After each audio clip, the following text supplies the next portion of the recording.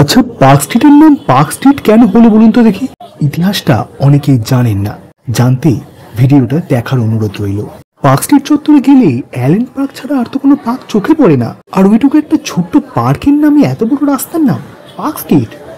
না, গল্পটা তেমনটা নয়। আসলে এখানে একটি বিরাট পার্ক ছিল, যেখানে ঘুরে বেড়াতো বিভিন্ন রকমের হরিণ।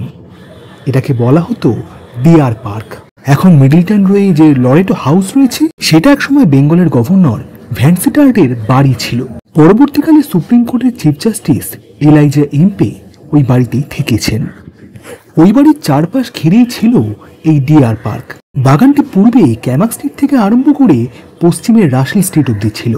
তবে সেই পার্ক এখন আর নেই। সেখান দিয়ে চলে গেছে আমাদের সকলের পরিচিত পার্ক স্ট্রিট।